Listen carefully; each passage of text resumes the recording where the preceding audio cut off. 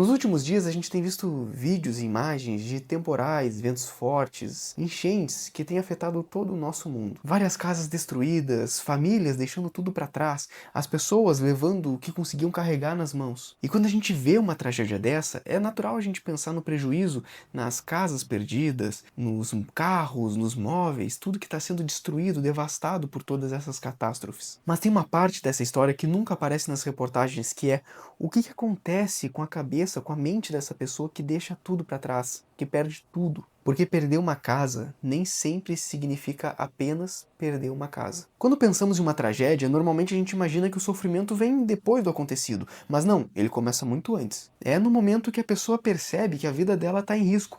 Nesse momento a gente entra naquele famoso estado de sobrevivência. E isso acontece com qualquer pessoa, não importa se ela é calma, impulsiva ou racional. Quando existe uma ameaça real, iminente, o cérebro deixa tudo de lado e foca no que é essencial: a sobrevivência. É por isso que algumas pessoas conseguem agir muito rápido, outras correm, outras tentam ajudar as outras pessoas, e tem algumas também que ficam paralisadas. E sabe de uma coisa? Nenhuma delas significa fraqueza. Isso são formas que o nosso organismo encontrou durante a evolução de nos deixar vivos, né?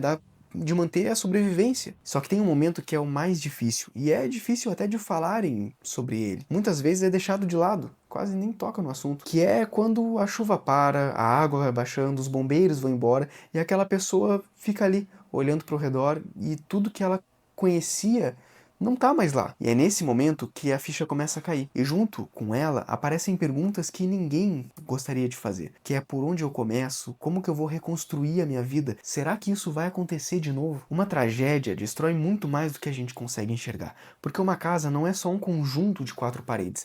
Ela guarda aniversários, lembranças, fotografias, momentos de vida em família, ou até objetos que nem têm valor financeiro, mas que carregam um peso emocional enorme. E quando tudo isso desaparece, a pessoa não perde só bens materiais, ela perde parte da sua vida, seu pertencimento, sua sensação de segurança. E essa é a parte que justamente mais demora para ser reconstruída. E é por isso que depois de experiências trágicas como essa, as pessoas sofrem sabendo que não foi só a rotina que mudou, foi também a forma de como elas enxergam o mundo ao seu redor. Um lugar que antes transmitia segurança, agora parece ameaçador. Uma chuva que antes era apenas parte do dia, agora pode trazer medo. O som de um trovão pode fazer o coração acelerar. Até uma previsão de temporal pode despertar uma ansiedade enorme. E isso acontece porque o cérebro está tentando proteger essa pessoa. Depois de viver uma situação tão intensa, ele registra aquela experiência como uma situação de perigo. Então só de pensar em alguma coisa que te remeta àqueles acontecimentos,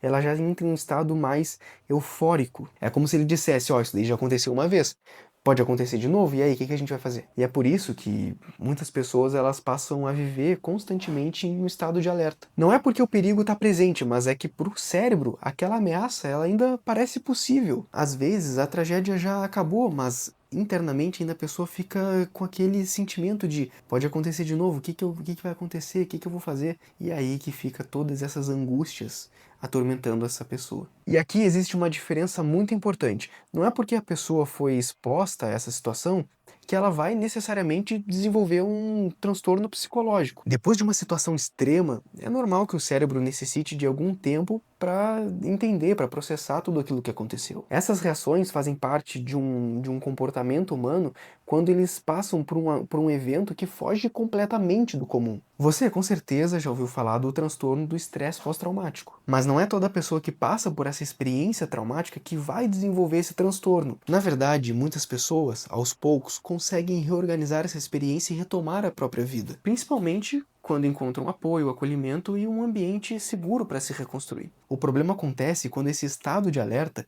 fica por muito tempo, a pessoa não consegue mais voltar ao trabalho, não consegue viver com tranquilidade, fica sempre esperando que isso vai acontecer de novo. E claro, a ajuda psicológica se faz necessária desde o início desses acontecimentos, porque a pessoa precisa ter um apoio emocional, precisa ter aquela orientação profissional e qualificada. Isso já faz toda a diferença. Muita gente acredita que para superar essa tragédia, basta ser forte, seguir em frente, vida que segue, vamos lá, vamos reconstruir. Só que não é assim. Ela acontece quando existe acolhimento, quando tem alguém disposto a escutar, e ela vai ver que não vai passar por aquilo isoladamente, ela não vai estar sozinha. Porque, claro, para reconstruir uma casa vão levar meses, só que para reconstruir essa sensação de segurança, vai levar bem mais. Talvez você já tenha escutado, pô, essa pessoa foi resiliente. Só que essa palavra ela pode ser um pouco mal compreendida até. Porque ser resiliente não significa não sofrer. Não significa acordar no dia seguinte como se nada tivesse acontecido. Resiliência também não é esconder a dor. Ela está muito mais ligada à capacidade da pessoa